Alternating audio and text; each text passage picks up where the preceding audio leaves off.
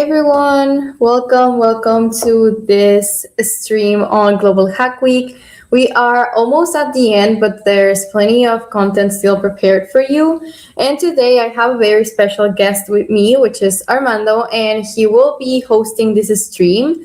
I will be serving kind of like a moderator, but not such as a moderator. And I'm also super excited for Armando because it's the first time that we have him here.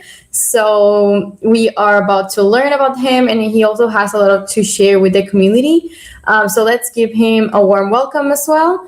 And yeah, how are you feeling, Armando? It is your first time being live, so Yeah, so I'm kind of nervous, but I have like this word that combines nervous with excited, and I'm really excited because I prepared lots of things, and from the bottom of my heart, especially since this is a topic that passions me so much, and it is great to always share all of this knowledge with everyone that I can. So yeah, I'm really excited, and in a little bit I'll introduce myself a little bit better. But yeah. great. Yeah, thank you for kicking us off, as always. And don't forget to checking into the stream. I already sent out the link in there so you can get your points. We're almost at the end of this Global Hack Week, so make sure that you can claim as much points as you want. And if you have any questions about this, you can always send messages on the chat, and we will be reviewing them as well.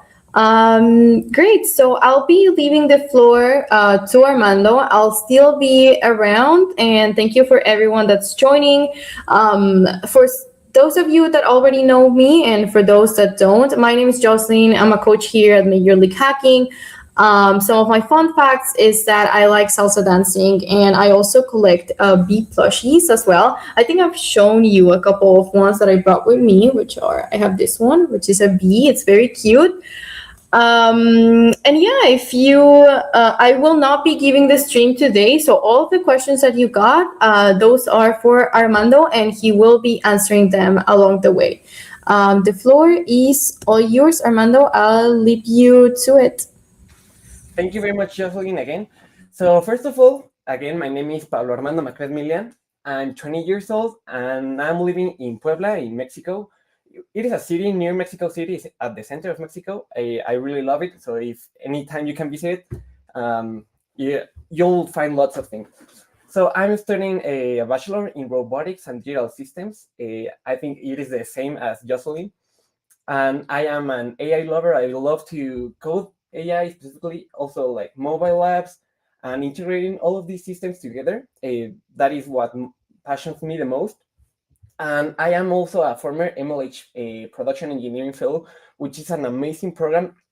If you have the opportunity, please go ahead and apply to it, because I've learned lots of things, and not only learned, but I met the most amazing people of all time. So if you have the chance to apply to being an MLH fellow, please go at it. And I want I am to also, add like something here. If you have any questions about the fellowship, Armando is a recent graduate from the production engineering fellowship. So if you have any questions about how to apply, because we are opening submissions soon for the next batch. So if you have any questions, Armando will be more than happy to share his experience on that as well. yes, of course.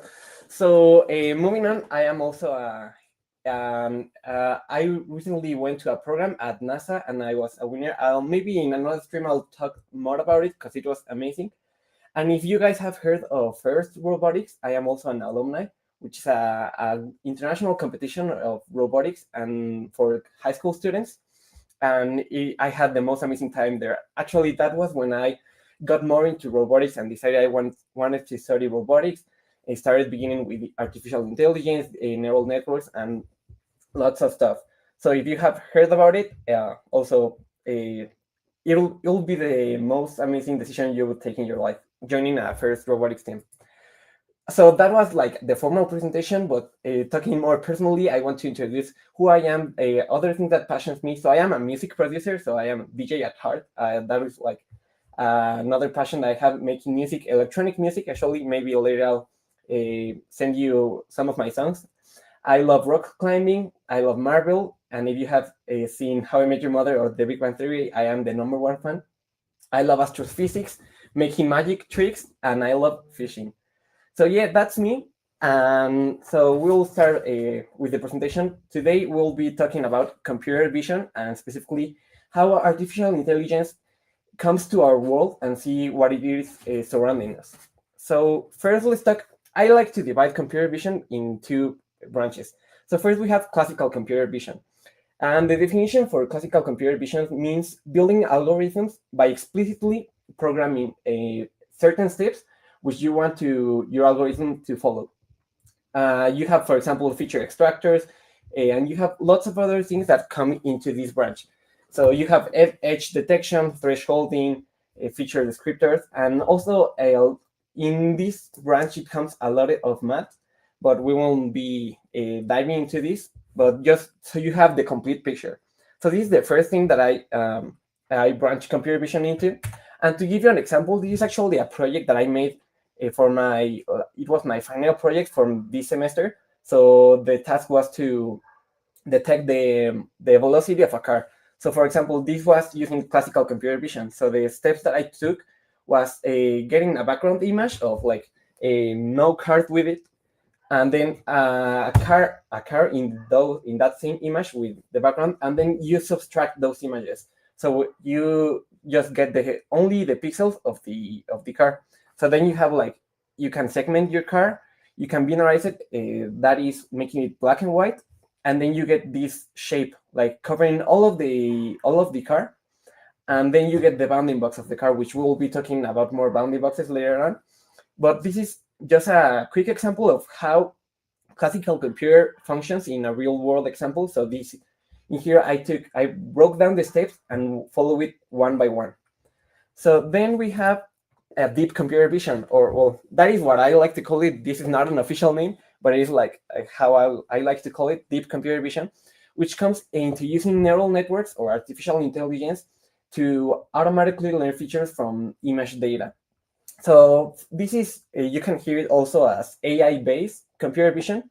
And here means using deep learning techniques, such as neural networks, with many layers that learn to extract features automatically and make decisions from those data that the AI is learning. Mostly in deep computer vision, you have heard about convolutional neural networks, which is what we'll be diving in today.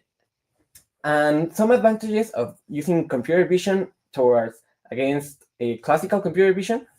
So for example, in deep computer vision, your model automatically learns features. So instead of listing everything that your algorithm should do, the neural network will learn it automatically. It can also the deep learning in computer vision can handle large variables in one image. So it is more automatic. So we will see more what I'm talking about later on the presentation.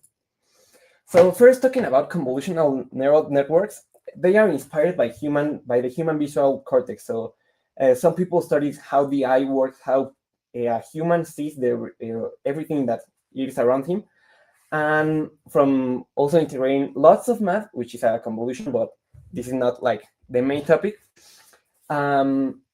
They integrated all of this into an algorithm, which is a CNN, convolutional neural networks.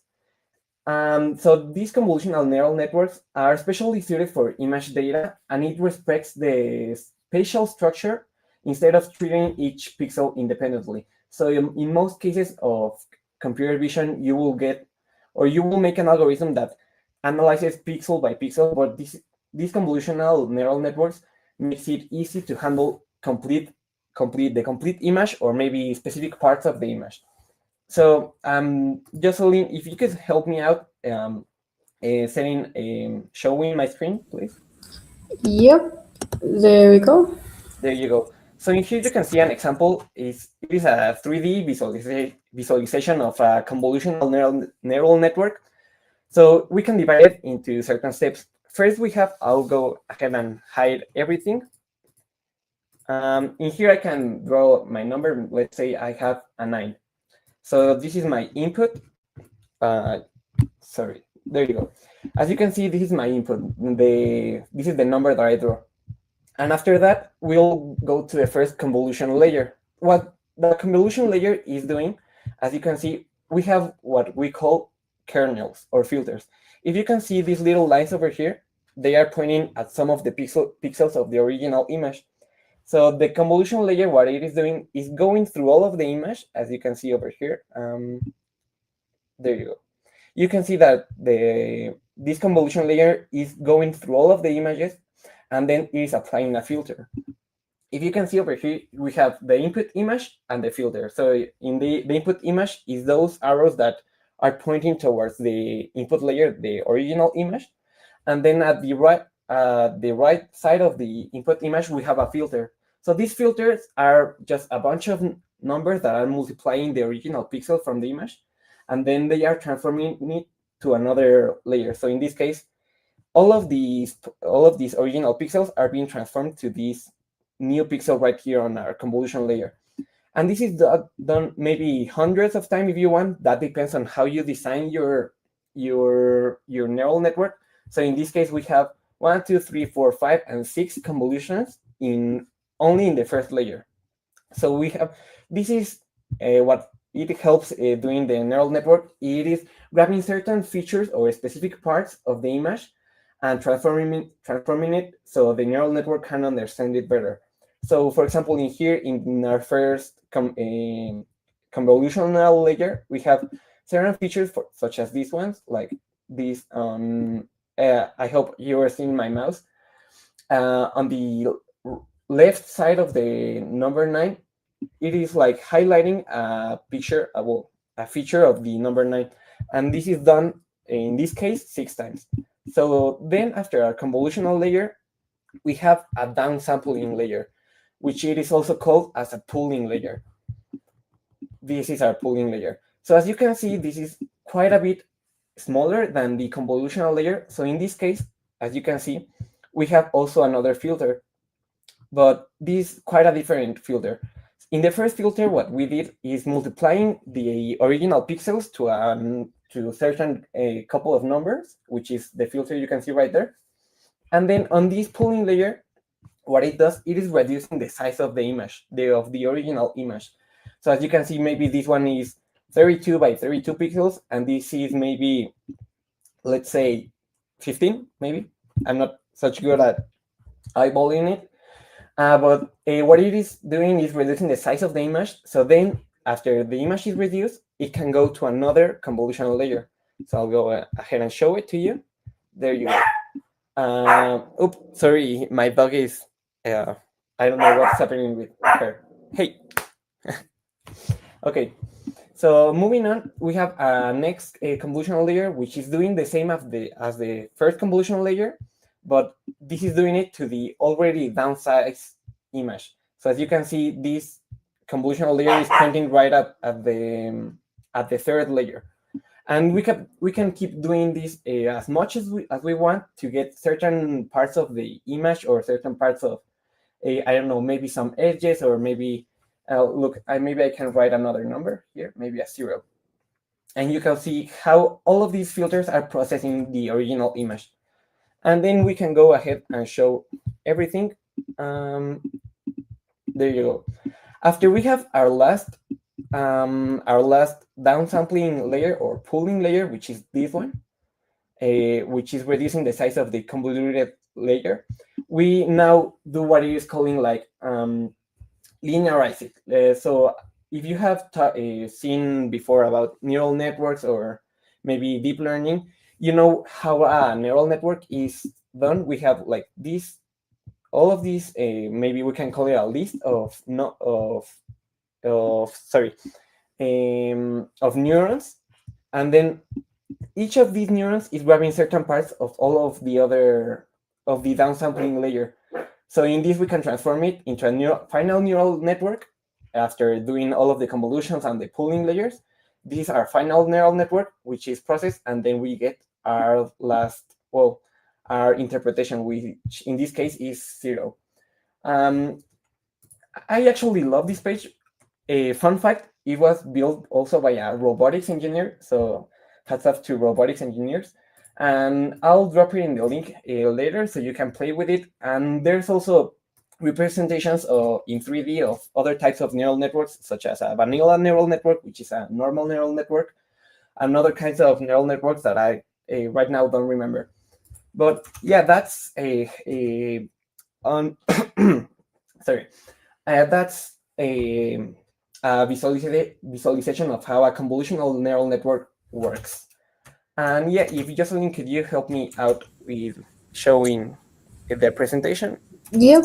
Yeah. Actually, I was just impressed about what you're basically showing on screen. Is this a web page or is it something that you have to download and then use it on your own computer? No, no, no, this is a web page. Let me just drop it in the chat. Yeah, I would love to use this page. Honestly, I wouldn't consider myself an expert in these topics, but it's really nice to see it. Oh, I'm seeing that Armando just sent it, so I'm gonna send it on the chat as well, so you can see it. But yeah, let me go ahead and share this for you. Oh, there you go. Thank you very much.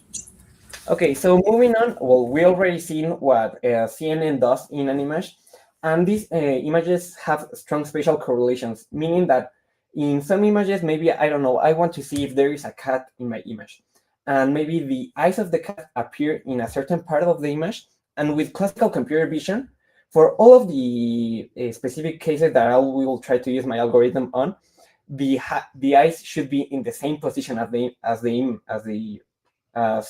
I train my algorithm to do. But CNN gives us the advantage of, as you saw on the convolutional layers, it grabs certain features, and it doesn't matter where they are on the image. So maybe if the eyes are a little bit more on the upper part or on the lower part of the image, doesn't matter. The CNN will recognize it correctly. And okay, so moving on, we have different applications of CNN, or well, in general, in computer vision, but these ones are the most used. So we have image classification, which maybe tells me if I am seeing a lemon or an orange in an image. We have face recognition.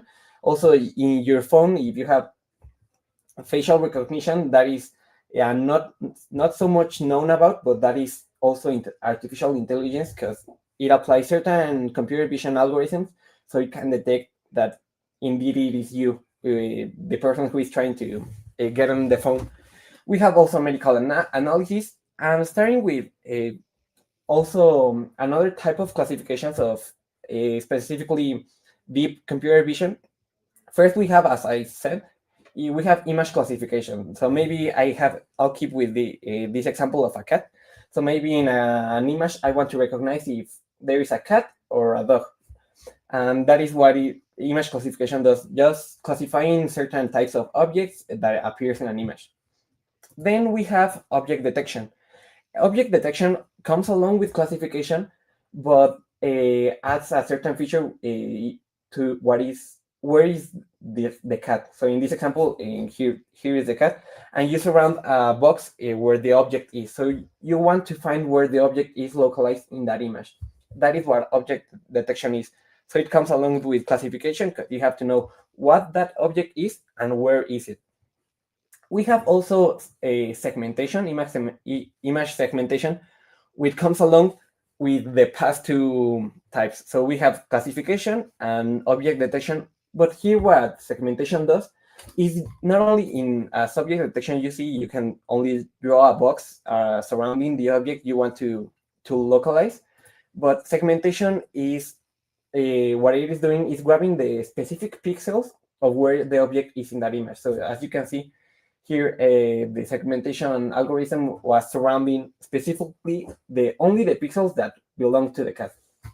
We have also other kinds of implementations. I love this one, which is key point detection, that where the cats join. So following the same example of the cat, you can maybe localize the eyes, the ears, the paws. And for example, maybe you have seen it in other types of computer vision implementations. I love this one where you can grab your hand, and with only grabbing the key points of your hand, maybe where the thumb, where all of the other fingers, it makes certain gestures, and you can translate it into certain instructions for the computer. I've seen people doing amazing things, such as maybe controlling your computer, maybe the mouse of the computer, controlling it with only your hand using key point detection. And this can be used in lots of different examples. Maybe I have also seen where people maybe grab a football match, and using key point detection, they grab all of the data of a football player and where is it going, what is it doing, if he's making a kick, and lots of stuff. So right now we're going to deep dive into object detection, the one that we talked about earlier, this one about where is the cat. Well, this will be an example, the specific example that I'll be talking about the whole presentation. We're going to deep dive into object detection, and the first thing that we have is the bounding box.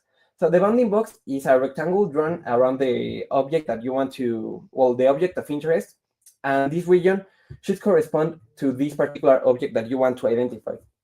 As you can see here, there is a little cat with a little box surrounding it, so that is our bounding box. And you will use bounding box specifically in two times when realizing your project.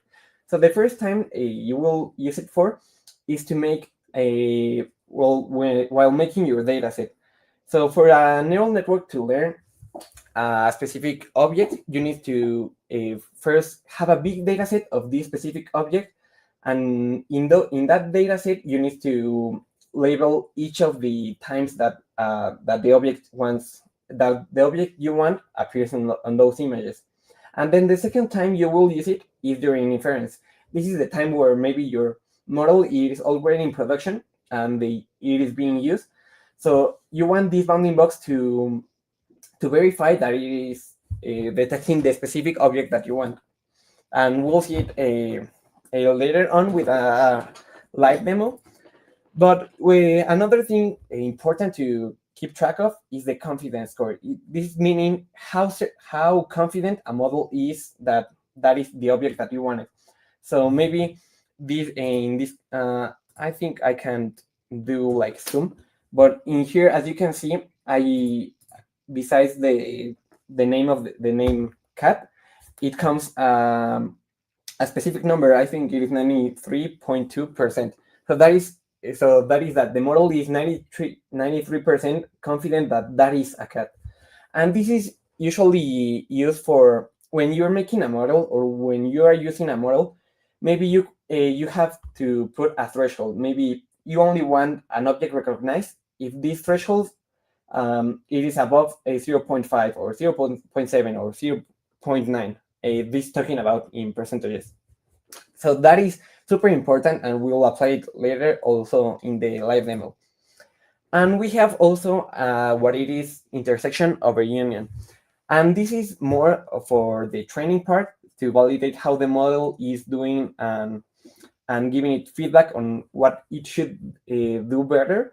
So what the intersection over union or IOU measures is how well the bounding box is surrounding your specific object.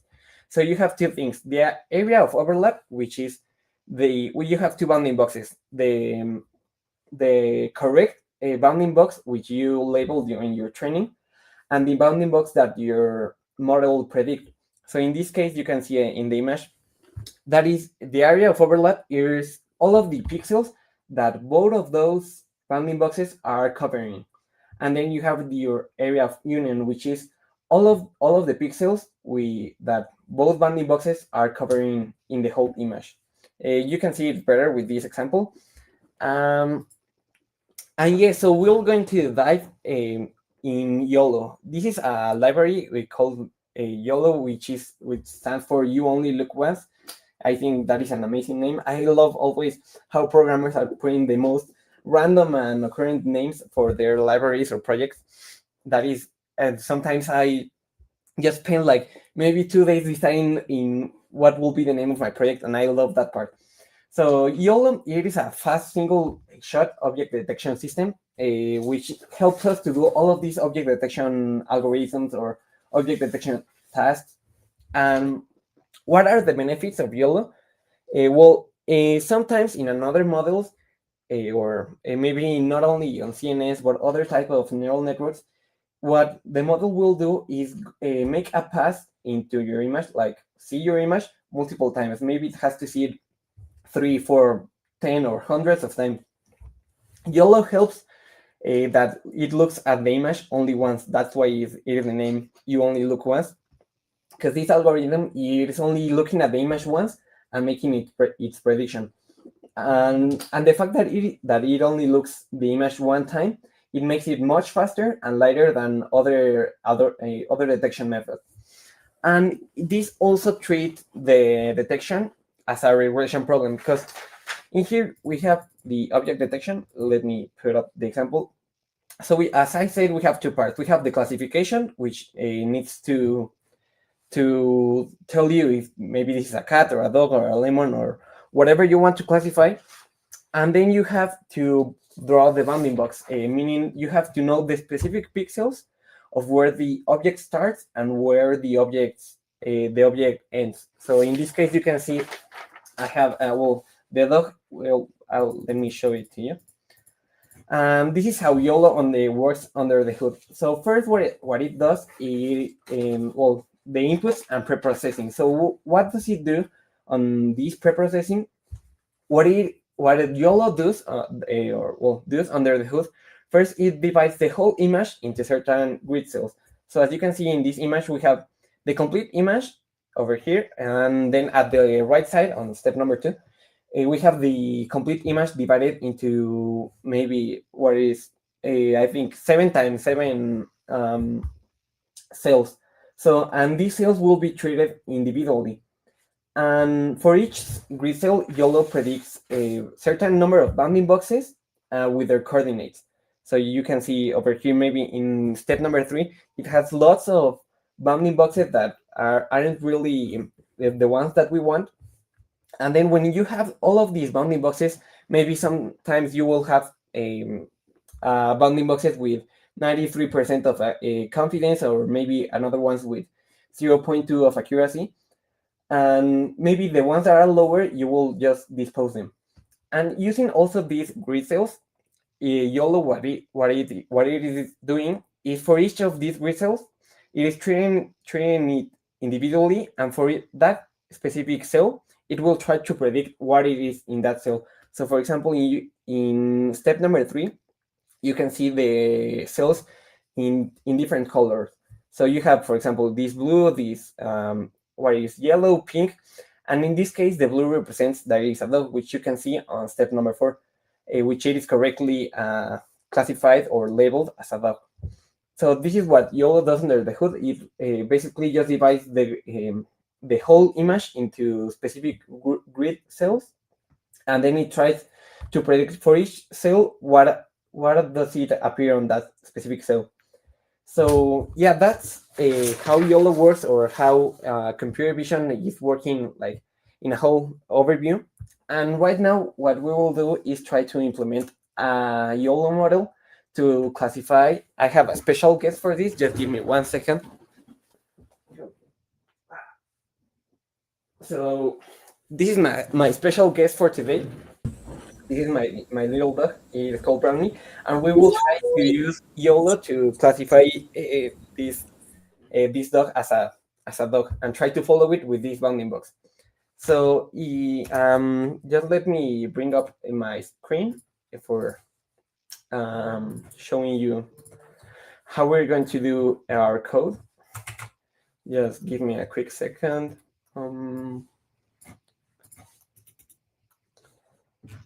I agree. It is indeed adorable. I think this is the first time that we have a live demo with an actual like dog to test like all of our computer vision algorithms. So this is definitely new for Global Hack Weeks.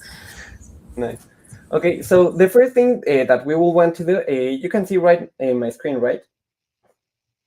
Okay, perfect.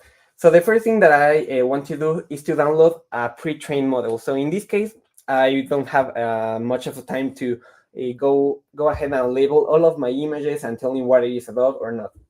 So in this case, actually, I'll stop sharing my screen and show you again.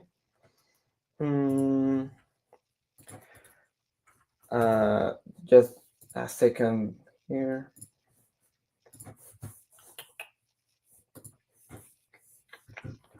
Oops, sorry.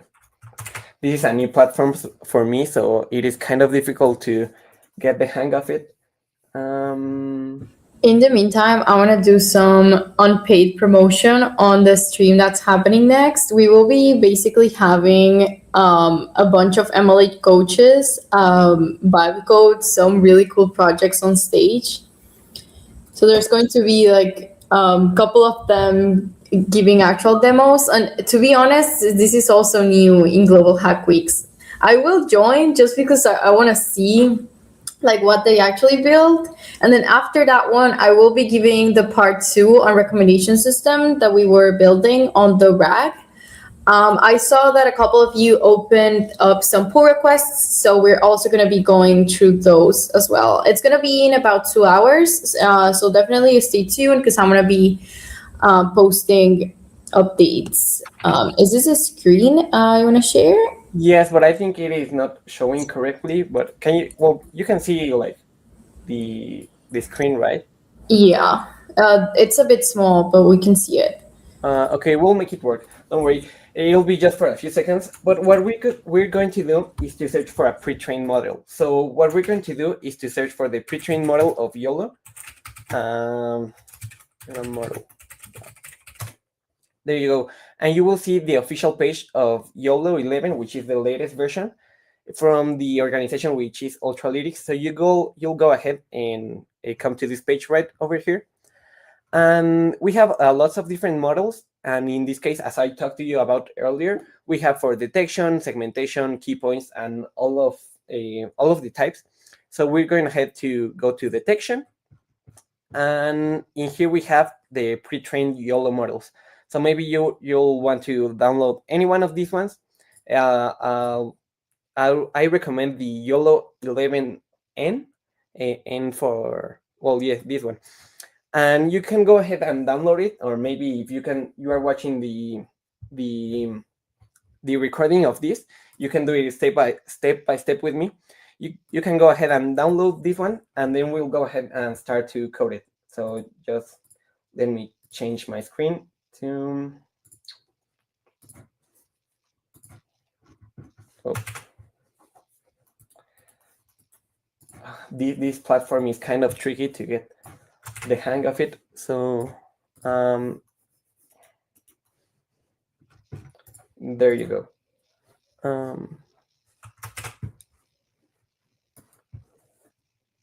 Okay, there you go. Can you see my Visual Studio? Yep, it is there. So, okay, the first thing that we will need to do is go ahead and open this YOLO model that we downloaded. So let me just bring it up right here. There it is. This is a .pt model, which stands for PyTorch model, because YOLO is based on PyTorch, which is a deep learning library that is actually my favorite library to code anything about deep learning or neural networks. I strongly recommend it, especially for research purposes. PyTorch, I think it is the best. So this is our already pre-trained model of YOLO. This model comes with lots of things. This model comes with human detection, dog detection, phone detection, and lots of objects that it can detect, and we'll go ahead and use it. So first, we'll start by making a Python environment. A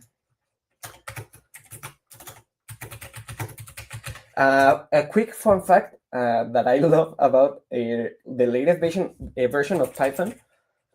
If you see the latest version of Python, it is the 3.14, which it is like, just let me show it. It is like Py. I don't know if you can see my terminal, the object, the symbol for pi, and you can use like Python. Just a quick, well, there you go, because it is 3.14 as in pi, the number. Just a fun fact that I love. Okay, but moving on, we have already we have to install certain libraries. So first we need to install the package of Ultralytics, which is the one that that made YOLO. So it is you can go ahead and pip install Ultra DX.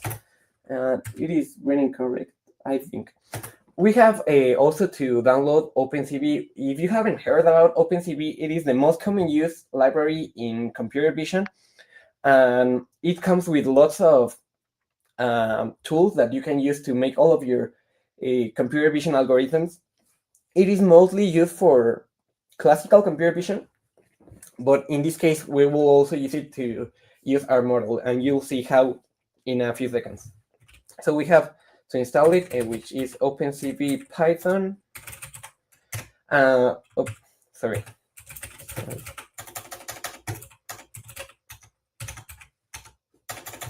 There you go. So these are the only two packages that we need. So it is Ultralytics and OpenCV. And now that we have those, we'll start with making our code. First, of course, we need to import them. So to import YOLO, it is from the Ultralytics library, Ultralytics import YOLO. And this will be the class that we will be making our model. So then we have also to import a OpenCV, which is for a CV2. And just let me make sure that it has been installed correctly. Okay, I think it is. Perfect. So the first thing that we need to do is to declare our model. So first we'll save our model in a variable called model, and we'll use the class YOLO to make it. And here, the only thing that you need to do is to put the path of your already pre-trained model. So in this case, will be our YOLO, well, I call it model, YOLO model. So we'll put the path of our model, and then we have to start capturing our image. So that's why we will use OpenCV, because OpenCV, it has a lot of tools that help you. This is the first case that we will use it. It will help us to get our own real-time camera image. So we'll call it cap, as in capture. And we can use the function cv2.videoCapture. And in this case, it only accepts one argument, which is the number of, if you have maybe multiple cameras connected to your computer. In this case, I have my built-in camera and my connected camera. So if you are using your built-in camera, you're only just going to put the number 0, but if you're using another camera, the number 1. So in this case, I'll go ahead and use number 1. So then we'll start with our detection. Since this is real time, we'll need to have a while loop. So I'll just use a while true. And first we need to read the last frame that our camera read. So in this case, we have two variables, success and the frame itself, using this object that is the capture of our camera, and we will use the function read. So in this case, success stands for if the last frame has been written correctly or not, and the frame, it is the image itself. So first I need to check if the image has been written correctly. So if it hasn't been read successfully, I'll break the loop. If not success, I'll go ahead and print error reading the camera and break it. Okay, but now that I have a successful frame, I can just pass it into the model. So using this object that we created, called model, we can just go ahead and give it the frame that we read. So this is just this is like the main part of all of this. This is where you're giving your image to your model so it can interpret it. Then we have also different parameters. So in first, as I talked to about the confidence score earlier, I told you that sometimes you only want the predictions that are above a certain threshold. So in this, this is how we define this threshold. Maybe we want only the detections that come above 0.5%. Well, maybe, correctly speaking, it is 50%. We only want the prediction that come above 50%. And I'll just go ahead and add this argument so we don't get lots of images, lots of text printed into our terminal. And then now that we have the results, YOLO gives back a lot of information that we don't really need. So we have to grab the specific parts, which in this case are the bounding boxes. We only want to know the bounding boxes. All of the other information, I don't care about it. So to grab like that, only the bounding boxes, it's just like the first item in the list of the results object. So now in this case, I have in here, in my res object, I not only I do have only my object detection information, so meaning only my bounding boxes. But in this case, as I told you, YOLO can be used as in many types of object, in computer vision tasks. So we have side talks, we have object detection, segmentation, key points, and lots of that. Lots of different things that we can do with YOLO. But in this case, we want only the object detection bounding boxes. So we have boxes. We'll grab the res.boxes because you can use boxes or you can use like masks standing for the segmentation tasks, or you can grab your key points if it is a model that brings back key points. But in this case, it will be just only boxes. Now that I have all of my boxes, I'll maybe have 3 or 4 or maybe lots of boxes. I need to draw these bounding boxes in an image so I can see that the model is really working. So in this case, I'll go ahead to loop over those images. So for box in res.boxes, first I need to know what is, so YOLO will bring back lots of different bounding boxes. Maybe if it detected a person, a cell phone, maybe a bottle of water, it brings back lots of different boxes. But in this case, I will only be wanting the ones that come as a dog. So in this case, we have a couple of lines that helps us grabbing only a specific class that we want. So in this case, we need to first get the index of the class that we want, which is dog in this case. And you grab it like this. Now that I have so YOLO comes with a list of lots of different classes.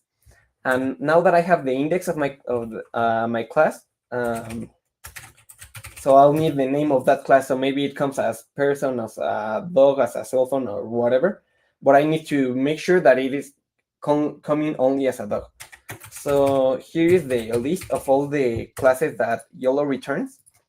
So I need to put the index of the class that I want and just put it in lowercase so to make sure that it is grading correctly. So if the class name that I want, it is equal class name to, it is equal to dog, then I'll go ahead and process it and draw the bounding box. If it isn't a dog, then I won't draw it or anything. So first we want to have the specific pixels where the bounding box starts, because it is a rectangle. So we have we can grab it as the format XY. This will be meaning that first I'll have a list of the like this Y2.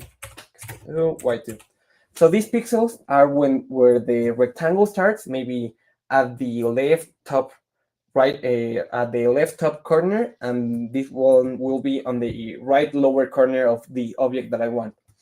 So to grab it, I'll go ahead and it is get the box and get it in an XY format, and grab the first element and just put it up as a list to list. There you go.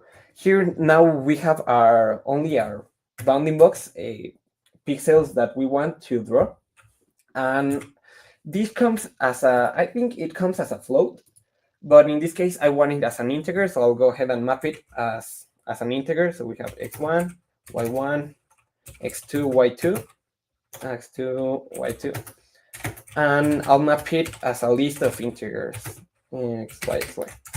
There you go.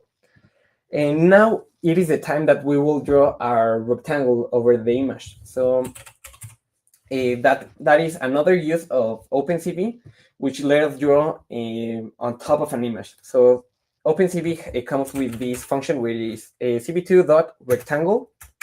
And as you can see in the documentation over here, this function receives first an image, which will be our frame that we grabbed earlier. So the first frame. Then the other thing that that you need to give it is the 2 points that you need to put well, where your rectangle will be. So in this case, you have point 1 and point 2. And as you can see right here, we have our point 1, which is x1, y1, and our point 2, x2, y2. And I have to give it as a tuple. So x1, y1, and then as a next parameter for point 2, another tuple, which is x2 and y2. And then you also have, you can also give the color of the rectangle that you want to draw. Maybe you want red, green, whatever color you want. And this comes also as a tuple, but I'll just define it right here, box color. And I think OpenCV accepts also as a string, as an hexadecimal format. Maybe I want green, so 00FF00. But let's just go ahead and put it as RGB, which is in a tuple, so 0, 255, and 0, which stands for green. And give it to the function. Then I also want to, as we saw in the presentation, that it was the cat at the box, and you saw like it was a little text that stands for the name of the class and the confidence score. So we want to put that to know what we are looking at. So also you see, yep. Yeah, I just want to let you know that we have about 6 minutes left. So okay, that's okay. So it is just only this last function. I'll go ahead and put it right here. So we put text frame. Oh well, I'll just go ahead and put it right over here. And there you go. This is how we will use our model. So I'll go ahead and try to run it. I'll just have to put just a couple of other lines over here. I think that is it. Just give me a second.